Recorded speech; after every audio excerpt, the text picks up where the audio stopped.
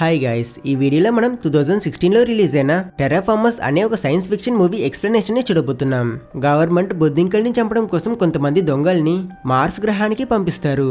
కానీ వీళ్ళంతా అక్కడికి వెళ్ళాక చూస్తే బొద్దింకలని పెద్ద పెద్ద మాన్స్టర్స్ లా తయారై ఉంటాయి. మన హీరో అతని ఫ్రెండ్స్ తో పాటు వాటి దగ్గర నుంచి ఎలా తప్పించుకుంటాడు, అతను ఎటువంటి సమస్యలని ఎదుర్కొన్నాడనేదే ఈ సినిమా స్టోరీ లైన్. ఈ సినిమా మనుషులకి బొద్దింకలకి మధ్య జరిగే ఒక పెద్ద యుద్ధంతో యాక్షన్ ప్యాక్డ్ సీన్స్, విఎఫ్ఎక్స్ కూడా కలిగి ఉంటుంది. సో ఎక్కువ టైం వేస్ట్ చేయకుండా పూర్తి కథ ఏంటో చూసేద్దాం. సినిమా ప్రారంభంలో మనకి సైంటిస్టులు బొద్దింకలని రాకెట్స్ లో భూమి పక్కనున్న మార్స్ గ్రహానికి పంపిస్తున్నట్టు చూపిస్తారు. ప్రస్తుతం భూమిలో పాపులేషన్ మరియు పొల్యూషన్ అన్కంట్రోలబుల్ స్థితిలో ఉంది. మనుషులిక భూమిలో ప్రశాంతంగా ఉండాలంటే అందుకు సగం పాపులేషన్ ని మార్స్ కి పంపించాలి. కానీ మార్స్ లో ఆక్సిజన్ అట్మాస్ఫియర్ ఏమీ లేదు కదా. అందుకని సైంటిస్టులు అక్కడ ఎన్విరాన్మెంట్ ని మనుషులు బ్రతకడానికి అనుకూలంగా మార్చడం కోసం స్పేస్ షిప్ లో ఆల్గేని మరియు వాటిని మార్స్ మొత్తం స్ప్రెడ్ చేయడం కోసం కాక్రోచెస్ ని కూడా పంపిస్తారు. అండ్ వీళ్ళ ఈ మిషన్ పేరే టెర్రాఫార్మింగ్ ప్రాజెక్ట్. ఇప్పుడు మనకి సీన్ అక్కడ కట్ చేసి 500 సంవత్సరాల తర్వాత 2597లో కథ కంటిన్యూ అవుతున్నట్టు చూపిస్తారు. ఇప్పుడు భూమిలో పరిస్థితి మరింత దారుణంగా ఉంది. ఫుడ్ షార్టేజ్ అయి జనాలంతా రెస్టారెంట్ లో బొద్దింకలు లాంటి పురుగులని కుక్ చేస్తూ తింటుంటారు. ఈ సమయంలో మనకి ఈ సినిమా హీరో షో ఒక అమ్మాయితో పాటు పోలీసుల దగ్గర నుంచి తప్పించుకుని పరిగెడుతున్నట్టు చూపిస్తారు.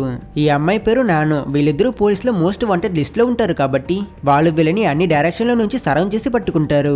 అంతే, ఇక వీళ్ళు జీవితాంతం జైల్లో గడపడం తప్ప వేరే దారి లేదని ఇద్దరు దిగులు పడుతున్నప్పుడు పైనుంచి ఒక ఎక్స్పెన్సివ్ అయిన ఎగిరే కార్ లాంటి వెహికల్ కొంచెం కొంచెంగా కిందకి దిగుతూ వీళ్ళ దగ్గరకు వస్తుంటుంది.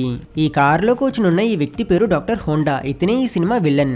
అండ్ డ్రైవర్ సీట్ లో ఉన్న ఈ అమ్మాయి ఇతని అసిస్టెంట్. యాక్చువల్లీ మార్స్ ని హ్యాబిటబుల్ గా మార్చి కొలనైజ్ చేసే ప్రాజెక్ట్ కి డాక్టర్ హోండానే హెడ్. ఈ అసిస్టెంట్ విలన్ దగ్గర కిందున్న వీళ్ళిద్దరూ మోస్ట్ వాంటెడ్ లిస్ట్ లో ఉన్నారు. మన మిషన్ కి వీళ్ళు అనుకూలంగా ఉంటారని చెప్పడంతో సరే అని డాక్టర్ వీళ్ళిద్దరిని తీసుకుని హెడ్ క్వార్టర్స్ కి వెళ్లి అక్కడ వీళ్ళ దగ్గర వీళ్ళని ఎందుకు ఇక్కడికి తీసుకొచ్చాడో ఆ విషయం గురించి చెప్తాడు. అదేంటంటే వీళ్ళు 500 సంవత్సరాలకి ముందు పంపిన బొద్దింకలు మార్స్ లో మల్టిప్లై అయ్యి ఇప్పుడు వాటి సంఖ్య చాలా పెరిగిపోయింది. ఇక వీళ్ళకి వాటి అవసరం లేదు కనుక ఈ సైంటిస్టులు ఆ బొద్దింకల్ని చంపడం కోసం ఒక టీమ్ ని ఫామ్ చేస్తున్నారు. అతను వీళ్ళకి ఒక అవకాశం ఇస్తానని చెప్పి మీరిద్దరూ ఈ మిషన్ లో పాలు పంచుకుని మార్స్ కి వెళ్లి పని పూర్తి చేసుకుని తిరిగి వస్తే మీకు చాలా డబ్బులు ఇవ్వడంతో పాటు మీ పైనున్న కేసు మొత్తాన్ని కూడా తీసేస్తామని చెప్తాడు. కానీ అంతకన్నా ముందు వీళ్ళకు చిన్న సర్జరీ చేసుకోవాలి. అయినా ఈ డీల్ ఏదో బాగుంది కదా అని షో మరియు నానో ఇద్దరు ఈ మిషన్ కి ఒప్పుకొని అగ్రిమెంట్ లో సైన్ చేస్తారు. ఇప్పుడు మనకి కథ ఇంకో 2 సంవత్సరాల తర్వాత జరుగుతున్నట్టు చూపిస్తారు. ఈ మార్స్ బొద్దింకలని చంపే మిషన్ మీద ఒక క్రూ వాళ్ళ రాకెట్ లో బయలుదేరుంటారు. ఇప్పుడు మనం ఈ టీమ్ లో ఎవరెవరు ఉన్నారో చూద్దాం. ముందుగా మనకి ఆల్రెడీ తెలుసున్నది హీరో షో మరియు నానో. తరువాత ఫైటింగ్ అంతే చాలా ఇష్టం ఉన్న ఇతని పేరు జిమ్. వీళ్ళలో ఇతను ఒక హ్యాకర్. ఇతని పేరు ఇచిరో. స్పేస్ లో స్పేస్ సూట్ వేసుకోకుండా ఉన్నాడే ఇతని పేరు గాడ్లీ. ఇతను ఒక తీవ్రవాది. టెసుకా అనే సీరియల్ కిల్లర్, మొరికి అనే ఒక ఎక్స్ పోలీస్ ఆఫీసర్. వీళ్ళు పోగా ఇంకా వీళ్ళ టీంలో 2 అమ్మాయిలు 2 అబ్బాయిలు ఉంటారు. అండ్ వీళ్ళందరిలోనూ కామన్ గా ఉన్న ఒక విషయం, వీళ్ళంతా జైలుకి వెళ్లాల్సిన వాళ్ళు. డాక్టర్ హోండా ఎందుకు వీళ్ళని ఈ మిషన్ కోసం ఎంచుకున్నాడో మనకి తర్వాత అర్థమవుతుంది.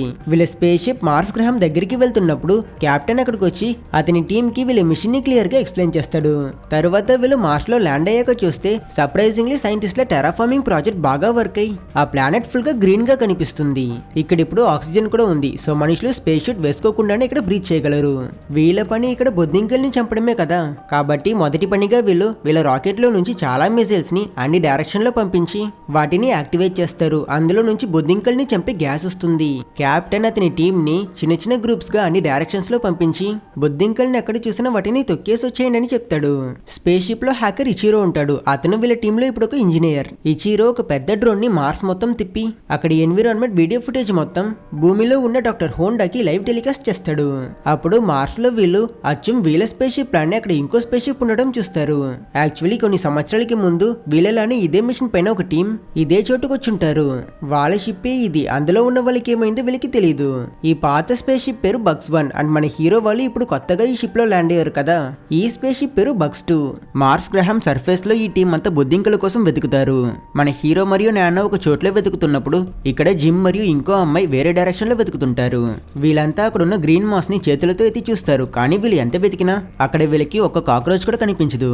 దాంతో డాక్టర్ హోండా వీళ్ళకి అబద్ధమేమైనా చెప్పాడా అని వీళ్ళంతా కన్ఫ్యూజ్ అవుతారు. ఇలా అంతా ఆలోచిస్తూ వెళ్తున్నప్పుడు జిమ్ ఒక చోట్లో 3 పెద్ద పెద్ద కాక్రోచ్ లాంటి జంతువులు చేతిలో రాళ్లతో చేసిన ఆయుధాలు పట్టుకుని మాట్లాడుతూ ఉండడం చూసి వెంటనే అతను భయపడి అతనితో పాటు ఉన్న అమ్మాయి నోరు మూసి తనని తీసుకుని పక్కనున్న రాయి వెనక వెళ్లి దాగుంటాడు. ఇక్కడ హీరో షో మరియు నానో కూడా అలాంటిదే ఒక జంతువుని చూస్తారు. బట్ అది వీళ్ళని చూసేయడంతో షో దానికి హాయ్ చూపించినప్పుడు ఆ కాక్రోచ్ సెకండ్స్ లో స్పీడ్ గా వచ్చి పక్కనున్న నానో మెడ ఇరిచి తనని చంపిస్తుంది. హీరో షాక్ అవుతాడు, కానీ ఆ క్రియేచర్ ఎందుకో కానీ అతనిపై మాత్రం దాడి చేయకుండా అక్కడ నుంచి ఫాస్ట్ గా వెళ్ళిపోతుంది. షో నానో శవం పట్టుకుని బాధపడుతూ ఉన్నప్పుడు అక్కడికి జిమ్ మరియు అతనితో పాటు ఉన్న అమ్మాయి వస్తారు. వీళ్ళితని దగ్గర వీళ్ళ టీంలో ఉన్న ఎక్స్ పోలీస్ ఆఫీసర్ అయిన మురికి అని ఆ అమ్మాయిని కూడా ఆ జంతువులు చంపేశాయన్న విషయం గురించి చెప్తారు. తర్వాత వీళ్ళంతా వీళ్ళ స్పేస్ షిప్ కి రిటర్న్ వెళ్లి కెప్టెన్ దగ్గర ఇక్కడ ఏం జరుగుతుందని ప్రశ్నిస్తారు. అప్పుడు హ్యాకర్ ఇచిరో వీళ్ళకి నిజమేంటో చెప్తాడు. మీరు బయట చూసిన జంతువులు వేరే ఏంటో కాదు, కాక్రోచెస్. 500 సంవత్సరాలకి ముందు మనుషులు భూమి నుంచి రాకెట్లో కాక్రోచెస్ ని పంపారు కదా, అవి ఇక్కడి కాస్మిక్ రేడియేషన్ కి ఎక్స్పోజ్ అయ్యి చాలా ఫాస్ట్ గా ఎవాల్వ్ అయ్యాయి. ఇలానే అవి ఇక్కడ ఈ 500 సంవత్సరాలలో సైజులో ఇంత పెద్దగా పరిణామం చెందాయని చెప్తాడు. సో ఇంతకు ముందు బక్స్ 1 లో ఈ గ్రహానికి వచ్చిన ఆ టీం వాళ్ళు చనిపోవడానికి కూడా ఇవే కారణం. కెప్టెన్ కి ఇచిరోకి వీటి గురించంతా ముందే తెలిసినా కూడా వాళ్ళు వీళ్ళని వార్న్ చేయలేదని హీరో షో కోప్పడతాడు. అప్పుడు హాలోగ్రామ్ లో డాక్టర్ హోండా వీళ్ళందరి ముందుకొచ్చి ఈ బొద్దింకల్ని చంపడం కోసమే మిమ్మల్ని ఇక్కడికి పంపించాం. వీటిని చూసి ఎవ్వరూ భయపడకండి. వీటిని ఎదుర్కోవడం కోసమే మేము మీ అందరి బాడీస్ లో సర్జరీ చేసి మిమ్మల్ని రెడీ చేస్తున్నాం. మీ అందరి సూట్స్ లో ఒక్కో రకమైన ఇన్సెక్ట్ డిఎన్ఏ క్యాప్సూల్స్ ఉన్నాయి. ఆరెంజ్ కలర్ లో కనిపిస్తుంది కదా, ఇదే ఆ క్యాప్సూల్. వీటిని తీసి మీ బాడీస్ లో ఇంజెక్ట్ చేసుకుంటే మీకు సూపర్ పవర్స్ దొరుకుతాయి. ప్రతి ఒక్కరికి ఇన్సెక్ట్స్ ని బేస్ చేసి చాలా యూనిక్ అయిన పవర్స్ ని క్రియేట్ చేస్తున్నాం. అనంతా డాక్టర్ మరియు కెప్టెన్ వీళ్ళకి ఎక్స్ప్లెయిన్ చేస్తున్నప్పుడు ఈ టీమ్ లో ఉన్న వాళ్ళందరి చేతిలో నుంచి ఏదో ఒక ఆరెంజ్ కలర్ థ్రెడ్ వచ్చి వీళ్ళందరికీ వీళ్ళ పవర్స్ ఏంటో వీళ్ళ కళ్ళకి చూపిస్తాయి.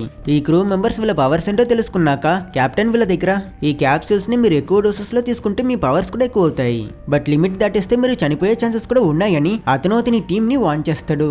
బట్ వీళ్ళ టీంలో ఎవరికి ఇప్పుడు ప్రెసెంట్ సిచ్యువేషన్ లేదా ఇక్కడ జరుగుతున్నది ఏది నచ్చదు, ఎక్సెప్ట్ సాడిస్ట్ గాడ్లీకి తప్ప.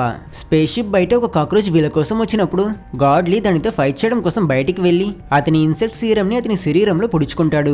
వెంటనే అతని బాడీ మ్యూటేట్ అయి గుండె స్పీడ్ గా కొట్టుకుంటూ చేతుల్లో గోళ్ళు మొహమంతా మ్యూటేట్ అయి అతనికి సూపర్ హ్యూమన్ స్ట్రెంత్ కూడా దొరుకుతుంది. ఆ బొద్దింక గాడ్లీ పైన అటాక్ చేయడం కోసం వచ్చినప్పుడు ఇతను అతని చేతిలో నుంచి ప్లాస్మాని రిలీజ్ చేసి దానిపైన దాడి చేస్తాడు. గాడ్లీ యూజ్ చేసిన ఇన్సెక్ట్ డిఎన్ఏ ఒక బాంబర్ బీటల్ది. అతను ఆ బొద్దింకని బాగా కొడతాడు.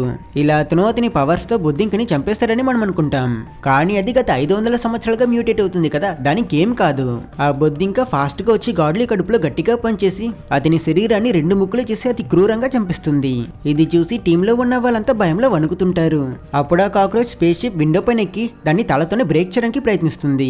ఎవ్వరూ భయపడకండి, బగ్స్ 2 విండోస్ చాలా స్ట్రాంగ్ గా ఉంటాయని ఒక అమ్మాయి చెప్తూ ఉన్నప్పుడు ఆ బొద్దింక విండోస్ ని బ్రేక్ చేసి లోపలున్న ఇద్దరిని చంపిస్తుంది.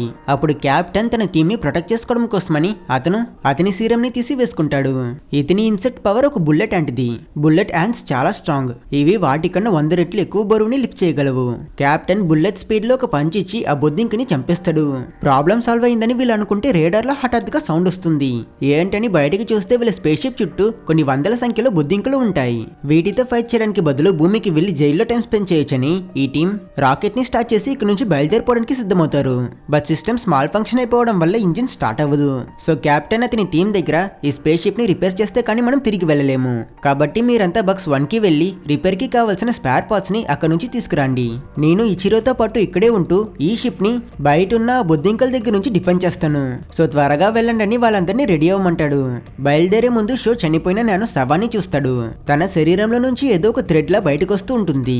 ఆ కాక్రోచెస్ అని షిప్ ఎక్కి లోపలికి రావడానికి ప్రయత్నిస్తూ ఉంటుంది కనుక వాటితో ఫైట్ చేయడం కోసం ఇచిరో కూడా అతని సీరం ని ఇంజెక్ట్ చేసుకుంటాడు. ఇచిరో సూపర్ పవర్ ఒక రకమైన మస్కిటోది, కానీ కెప్టెన్ లోపలికి వచ్చే బొద్దింకలతో ఫైట్ చేస్తూ ఉంటే ఇచిరో వీటిని ఇలా ఎదుర్కోవడం కుదరని పని అని అతను వేరే మార్గాన్ని వెతుకుతూ అవుతూ సిస్టమ్స్ ఉన్న రూమ్ లోకి వెళ్తాడు. ఇక్కడ టీం మెంబర్స్ అందరూ రోవర్ ఎక్కి అక్కడ నుంచి బయలుదేరడానికి సిద్ధమవుతారు. వీళ్ళని పూర్తిగా సర్వం చేస్తున్న బొద్దింకల్ని వీళ్ళు ఎలా దాటాలని ఆలోచిస్తూ ఉన్నప్పుడు సీరియల్ కిల్లర్ టెసుకా ఈ పని నేను చూసుకుంటానని అతని సీరం ని తీసి ఇంజెక్ట్ చేసుకుంటాడు. వెంటనే అతని బాడీలో మ్యూటేషన్స్ అయి అతని నోట్లో నుంచి ఏదో ఒక ట్యూబ్ లాంటిది బయటకు వస్తుంది. అండ్ అందులో నుంచి నింపు కక్కుతూ ఇతను వీళ్ళ రోవర్ స్పీడ్ ని పెంచి దారిలో ఉన్న కాక్రోచెస్ అన్నిటిని తొలగించుకుని వెళ్తారు. టెజుకా సూపర్ పవర్ ఒక స్కార్పియన్ బీటిల్ ది.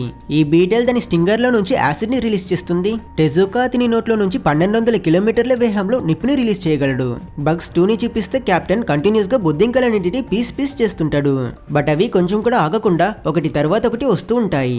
ఇచిరో బయట నుంచి బొద్దింకలు రాకూడదని వీళ్ళ స్పేస్ షిప్ డోర్స్ అన్నిటిని క్లోజ్ చేసి లోపల ఆల్రెడీ ఉన్న బొద్దింకల్ని చంపడం కోసం ఆక్సిజన్ మొత్తం జీరో చేస్తాడు. దీంతో ఆ బొద్దింకలు ఊపిరందక చనిపోతాయి. ఆక్సిజన్ మనుషులైన వీళ్ళిద్దరికి కూడా కావాలి కదా, అది లేక కెప్టెన్ మరియు ఇచిరో ఇద్దరు అన్కాన్షియస్ అవుతున్నట్టు చూపిస్తారు. ఇక్కడ రోవర్ లో బక్స్ 1 కి వెళ్తున్న టీం ఆపోజిట్ లో సునామీ రావడం చూస్తారు.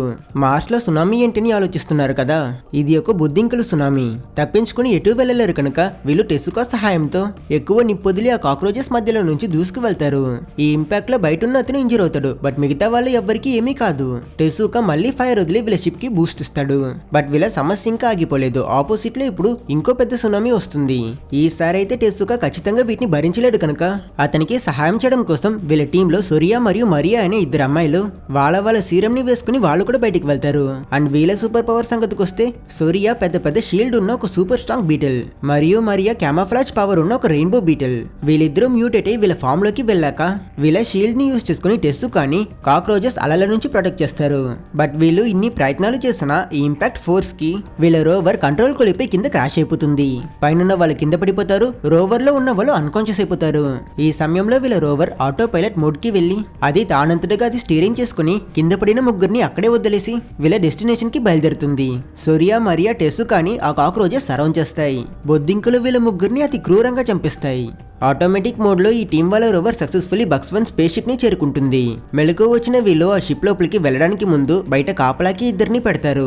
తరువాత ఈ టీం బక్స్ 1 సిస్టమ్స్ అన్నిటిని ఆన్ చేసి చూస్తే సర్ప్రైజింగ్లీ ఈ కంప్యూటర్ ఆల్రెడీ భూమికి ఏదో ఒక డేటాని ట్రాన్స్ఫర్ చేస్తూ ఉంటుంది. ఏం జరుగుతుందో వీళ్ళలో ఎవ్వరికీ తెలియదు. అండ్ కరెక్ట్ గా అదే సమయంలో బయట నుంచి వీళ్ళకి ఏదో సౌండ్ వినిపించి వీళ్ళ ఫ్రెండ్స్ కి ఏమైందా అని కంగారు పడి వీళ్ళు త్వరగా అక్కడికి వెళ్లి చూస్తే అక్కడ ఇద్దరు టీమ్మేట్స్ ని కాక్రోజులు గన్స్ ని యూజ్ చేసుకుని షూట్ చేసి చంపేస్తాయి. అండ్ అది చూసాకే వీళ్ళకి నిజానికి ఈ కాక్రోచెస్ ఎంత ఇంటెలిజెంట్ అర్థమవుతుంది. ఇవి కేవలం రాళ్ళని మాత్రం కాదు, వీళ్ళ వెపన్స్ ని కూడా యూజ్ చేయగలుగుతున్నాయి. బక్స్ 1 స్పేస్ షిప్ లో వాటికి దొరికిన వెపన్స్ ని తీసుకొని ఆ బొద్దింకులు ఈ టీం మెంబర్స్ అందరి పైన షూట్ చేయడం కోసం రెడీ అవుతాయి. సో ఈ రెండు గ్రూప్స్ కి మధ్య ఒక పెద్ద ఫైట్ జరగబోతుంది. ఇదే సమయంలో మనకి దూరంలో ఇంకో బుద్ధింకని చూపిస్తే అది సెల్ ఫోన్ యూజ్ చేసుకుని భూమిలో ఉన్న డాక్టర్ హోండాతో జాపనీస్ లో మాట్లాడుతూ ఉంటుంది. ఇదేం ట్విస్ట్ అని ఆలోచిస్తున్నారు కదా, రీజన్ మనకి తర్వాత తెలుస్తుంది. అంతా మనం ప్లాన్ చేసినట్టే జరుగుతుంది బాస్ అని ఆ బుద్ధింక చెప్పాక అతను అయితే సరే నువ్వు వెళ్ళి ప్లాన్ లో నెక్స్ట్ పార్ట్ ని చెయ్యు, అదేలా షో దగ్గరికి మాత్రం నువ్వు అస్సలు వెళ్ళకు. అతని ఇన్సెక్ట్ పవర్ చాలా పవర్ఫుల్ అని డాక్టర్ హోండా ఈ బుద్ధింకని వాన్ చేస్తాడు. ఇక్కడ మన హీరోని చూపిస్తే అతను అతని సీరం ని ఇంజెక్ట్ చేసుకుంటాడు. మన హీరో సూపర్ పవర్ ఒక ఏషియన్ హార్నెట్ ది. మ్యూటేట్ అయిన అతనికి సూపర్ స్పీడ్ మరియు సూపర్ స్ట్రెంత్ దొరుకుతుంది. అతను ఆ బొద్దింకలు షూట్ చేసే బుల్లెట్స్ అన్నిటి దగ్గర నుంచి చాలా ఈజీగా తప్పించుకుంటూ అతని చేతిలో ఉన్న షార్ప్ అయిన క్లాస్ ని యూజ్ చేసుకుని ఆ బొద్దింకలన్నింటిని పొడిచి చంపిస్తాడు. తరువాత ట్రాన్స్ఫార్మ్ అయ్యేది జిమ్. ఇతని సూపర్ పవర్ ఒక వైలెంట్ అయిన డెజర్ట్ లోకస్ ది. అతని కాలు చాలా పవర్ఫుల్ గా మారుతాయి. అతను చాలా హైట్ గా జంప్ చేయగలడు. శత్రువులైన ఈ కాక్రోచెస్ అన్నిటిని అతని కాలుతోనే కిక్ చేసి చంపేయగలడు. వీళ్ళతో పాటు ఒక అమ్మాయి కూడా ఉంటుంది. అండ్ తన సూపర్ పవర్ ఒక మ్యాంటిస్ ది. మ్యాంటిస్ గురించి ఇంకా ఎక్స్ప్లెయిన్ చేయాలా, ఆ ఇన్సెక్ట్లనే తన చేతులు కూడా చాలా డేంజరస్ గా మారుతాయి. తన క్విక్ రీఫ్లెక్స్ తో ఈ అమ్మాయి తన దగ్గరకు వచ్చి బొద్దింకలన్నింటిని చాలా ఈజీగా చంపిస్తుంటుంది. ఇలా వీళ్ళ ముగ్గురు చాలా అగ్రెసివ్ గా ఫైట్ చేస్తూ ఆ బొద్దింకలన్నింటిని చంపిస్తూ ఉంటారు. మరోపక్క మనకి బక్స్ 2 షిప్ ని చూపిస్తే డాక్టర్ హోండాతో పాటు ఫోన్ లో మాట్లాడిన ఆ బొద్దింక ఆ స్పేస్ షిప్ లో ఆక్సిజన్ ని మళ్ళీ నార్మల్ చేసేస్తుంది. యాక్చువల్లీ కెప్టెన్ లేదా ఇంజనీర్ ఇచిరో ఇంకా చనిపోలేదు. వీళ్ళిద్దరూ వాళ్ళ ఇన్సెక్ట్ ఫామ్ లో ఉండడం వల్ల ఆక్సిజన్ తక్కువగా వాడుకొని సమ్ టైప్ ఆఫ్ హైబర్నేషన్ లో ఉంటారు. బట్ లోపలికి వచ్చిన ఆ కాక్రోచ్ కెప్టెన్ ని షూట్ చేసి చంపిస్తుంది. తర్వాత ఆ కాక్రోచ్ శరీరం సెంటర్ లో నుంచి రెండుగా స్ప్లిట్ అవుతుంది. సర్ప్రైజింగ్లీ లోపల నుంచి బయటకు వచ్చినది ఒక అమ్మాయి. తను వేరే ఎవరో కాదు, ఫస్ట్ సీన్ లో మనం చనిపోయాం అనుకున్న మురికి. తన సూపర్ పవర్ ఏంటంటే తన స్టింగర్ ని యూజ్ చేసుకుని తను ఎటువంటి కాక్రోచ్ బ్రెయిన్ అయినా ఇన్ఫెక్ట్ చేసి ఆ కాక్రోచ్ ని తను కంట్రోల్ చేస్తుంది. అండ్ ఇలానే ముందు సీన్ లో తన పైన ఒక కాక్రోచ్ జంప్ చేసినప్పుడు మురికి జంప్ చేసిన ఆ కాక్రోచ్ బ్రెయిన్ ని కంట్రోల్ చేసి ఆ బొద్దింకతో తను మిగతా బొద్దింకల్ని చంపేసి ఎస్కేప్ అయిపోయి ఉంటుంది. సో ఫోన్ లో మాట్లాడింది కూడా తనే. కెప్టెన్ అందరినీ చంపిన తను ఇచిరోని చంపదు. మారుగా తను అతని పైన ఒక గ్లాస్ నీళ్లు జల్లుతుంది. ఇతను హైబర్నేషన్ లో ఉన్నప్పుడు ఎంత వేడినైనా లేదా ఎంత చల్లదనైనా అతను తట్టుకోగలడు. అతని శరీరంపై వాటర్ పడగానే ఇచిరో హైబర్నేషన్ నుంచి మెలుకుంటాడు. వీళ్ళిద్దరూ ఈ టీమ్ లో ఉన్న ఇంపోస్టర్స్. డాక్టర్ హోండాని వీళ్ళని సెట్ చేశాడు. మోరికి తన పవర్స్ తో ఒక కాక్రోచ్ ని కంట్రోల్ చేసి వాటి గుడ్లని తన స్పేస్ షిప్ కి తీసుకొచ్చుంటుంది. ఈ ఎగ్స్ తో భూమికి తిరిగి వెళ్లాలనేదే వీళ్ళిద్దరి ప్లాన్. వీటన్నిటిని ముందే ప్లాన్ చేసుకుని ఇచిరో స్పేస్ షిప్ ని మాల్ ఫంక్షన్ అయ్యేలా చేశాడు. ఇదే సమయంలో షిప్ లో నానోని చూపిస్తే తన శరీరం అంతా స్పైడర్ వెబ్ లో ఇప్పుడు చాలా స్ట్రింగ్స్ ఉంటాయి. ఇక్కడ కాక్రోచెస్ ని చంపిన షో, జిమ్ మరియు ఆ అమ్మాయి వాళ్ళు మార్స్ గ్రహం సర్ఫేస్ లో 3 పెద్ద పెద్ద పిరమిడ్స్ ఉండడం చూసి ఆశ్చర్యపోతారు. అప్పుడు డ్రోన్ సహాయంతో వీళ్ళ ముందుకొచ్చిన డాక్టర్ హోండా అతను ఎలా మొరికి మరియు ఇచిరోని యూజ్ చేసుకుని ఆ కాక్రోచ్ ని తీసుకురావాలనుకున్నాడో ఆ ప్లాన్ అంతా చెప్తాడు. యాక్చువల్లీ బగ్స్ బోన్ లో టీమ్ మెంబర్స్ అందరూ చనిపోయాక ఒక ఎస్కేప్ క్యాప్సూల్ మాత్రం తిరిగి భూమికి రిటర్న్ వచ్చుంటుంది. దాన్ని ఓపెన్ చేసి చూస్తే అందులో వీళ్ళకి ఈ ఎవాల్వ్ అయిన బుద్ధింకులు తల ఒకటి దొరికింది. అప్పటి నుంచి డాక్టర్ హోండాతో పాటు కొంతమంది సైంటిస్టులు ఈ కాక్రోచ్ పైన రీసెర్చ్ చేయడం స్టార్ట్ చేశారు. వీటి డిఎన్ఏని యూజ్ చేసుకుని ఎటువంటి క్రియేచర్ ఎవల్యూషన్ స్పీడ్ నైనా వీళ్ళు పెంచగలరు. అండ్ ఆ రీసెర్చ్ లో వీళ్ళు తయారు చేసిందే ఈ ఇన్సెక్ట్ సూపర్ పవర్ సీరం. ఈ సూపర్ పవర్ సీరం ని మరియు బుద్ధింకల గుడ్లని యూజ్ చేసుకుని డాక్టర్ హోండా మరియు గవర్నమెంట్ ప్రపంచంలోనే చాలా పవర్ఫుల్ అయిన మిలిటరీని తయారు చేయాలని అనుకుంటున్నారు. అండ్ ఆ రీసెర్చ్ లో ఒక టెస్ట్ గానే వీళ్ళు క్రైమ్స్ చేసిన ఈ క్రిమినల్స్ కి సూపర్ పవర్స్ ఇచ్చి వాళ్ళు ఎలా ఫైట్ చేస్తున్నారో వాళ్ళ పవర్స్ ఎంతలా పెరుగుతున్నాయో మొత్తం వీడియో ద్వారా తెలుసుకున్నారు. సో ఇక వీళ్ళకి ఈ క్రూ మెంబర్స్ అవసరం లేదు. గుడ్లని తీసుకుని మొరికి మరియు ఇచిరో స్పేస్ షిప్ లో వెళ్లిపోయాక వీళ్ళంతా ఇక్కడే ఉండి చనిపోవాల్సిందే. వీటన్నిటిని డాక్టర్ చెప్పడం విన్న మన హీరో చాలా ఫ్రస్ట్రేట్ అవుతాడు. ఇప్పుడు మనకి బగ్స్ 2 లో బయలుదేరడానికి రెడీ అవుతున్న ఇచిరో మరియు మొరికిని చూపిస్తారు. యాక్చువల్లీ ఇచిరోది ఒక పూర్ ఫ్యామిలీ. అతను చెయ్యని తప్పుకి అతన్ని కాలేజీలో నుంచి కూడా డిస్మిస్ చేసేస్తారు కనుక ఇచిరో వేరే దారి లేక డబ్బు కోసం ఈ మిషన్ కి ఒప్పుకున్నాడు. వీళ్ళిద్దరూ స్పేస్ షిప్ ఇంజిన్ ని స్టార్ట్ చేసినప్పుడు అన్ఎక్స్పెక్టెడ్లీ మొరికి తీసుకొచ్చిన 2 గుడ్లు బ్రేక్ అయి అందులో నుంచి కాక్రోచ్ పిల్లలు బయటకు వస్తాయి. మొరికి తన సూపర్ పవర్స్ యూజ్ చేసుకుని వెంటనే తను ఆ 2 కాక్రోచ్ బ్రెయిన్ ని కంట్రోల్ చేయడానికి ప్రయత్నిస్తుంది. కానీ ట్విస్ట్ ఏంటంటే ఈ కాక్రోచ్లు తన మాటల్ని వినవు. మారుగా అవి మొరికి కడుపులో పనిచేసి తన శరీరంలో ఒక పెద్ద హోల్ వేసి తనని చంపేస్తాయి. ఇది చూసిన డాక్టర్ హోండా కూడా నమ్మలేకపోతాడు. ఈ బొద్దింకులు ఈ ప్లానెట్ లో చాలా ఫాస్ట్ గా ఎవాల్వ్ అవుతున్నాయి కదా, అలానే ఇప్పుడు ఈ కాక్రోచెస్ మొరికి పవర్స్ ని తట్టుకునేలా పరిణామం చెందుతాయి. బట్ ఆల్రెడీ వీళ్ళ స్పేస్ షిప్ బయలుదేరిపోయి ఉంటుంది. వీటిని భూమికి తీసుకువెళ్తే భూమికి ప్రాబ్లం కనుక ఇచిరో ఆ షిప్ ని క్రాష్ చేయాలా చేసేస్తాడు. కానీ ఈ పిల్ల కాక్రోచెస్ 2 సౌండ్ చేసి కిందున్న కాక్రోచెస్ అన్నిటికీ సిగ్నల్ ఇస్తాయి కనుక అవంతా రెక్కల్ని యూజ్ చేసుకుని ఎగురుకుంటూ క్రాష్ అవ్వబోయే ఆ పెద్ద షిప్ ని పట్టుకుని దాన్ని స్లో డౌన్ చేసి లోపల ఉన్న బొద్దింకల్ని కాపాడడానికి ప్రయత్నిస్తాయి. ఈ ప్రాసెస్ లో ఇచిరో సేఫ్టీ కోసం సీరం తీసుకుని మళ్ళీ హైబర్నేషన్ లోకి వెళ్ళిపోతాడు. బగ్స్ 2 స్పేస్ షిప్ ని కిందున్న మన హీరో వాళ్ళ దగ్గరే ఆ కాక్రోచెస్ ల్యాండ్ చేస్తాయి. ఇలా అతని ప్లాన్ మొత్తం మారిపోవడం చూసి డాక్టర్ హోండా కూడా షాక్ లో ఉంటాడు.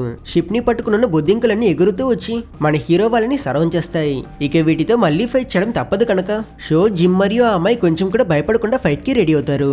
బగ్స్ 2 స్పేస్ షిప్ లో ఒక ఎస్కేప్ పాడ్ ఉంది. వీళ్ళు ఈ కాక్రోచెస్ ని ఎదుర్కొని అందులోకి వెళ్ళిపోతే వీళ్ళు ముగ్గురు సేఫ్ గా భూమిని చేరుకోవచ్చు.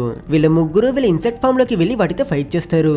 స్టార్టింగ్ లో అంతా బాగానే ఉంటుంది. బట్ ఒకసారి షో అతని సూపర్ హ్యూమన్ స్ట్రెంత్ తో ఒక బొద్దింకని పంచేయాలనుకున్నప్పుడు సర్ప్రైజింగ్లీ అది ఇతని కన్నా ఫాస్ట్ రిఫ్లెక్స్ చూపించి మన హీరోని కొడుతుంది. జిమ్ ని ఒక కాక్రోచ్ ఎప్పట్లా కాకుండా డిఫరెంట్ స్ట్రాటజీ యూస్ చేసుకుని పరిగెట్టొచ్చి జంప్ చేసి కిక్ చేస్తుంది. ఏంటి సడన్ గా ఇవి ఇంత తెలివిగా ఫైట్ చేస్తున్నాయో వీళ్ళకి అర్థం కాదు. వీళ్ళతో ఉన్న ఇంకో అమ్మాయి సంగతికొస్తే ఆ బొద్దింకులు తన చేతిని ఇరిచి దాంతోనే తన తలని నరికిస్తాయి. ఇలానే కంటిన్యూ అయితే చావు తప్పదని జిమ్ రిస్క్ తీసుకుని అతను అతని ఇన్సెక్ట్ ఫామ్ లో ఉన్నప్పుడే ఇంకో సీరం ఇంజెక్షన్ ని తీసి వేసుకుంటాడు.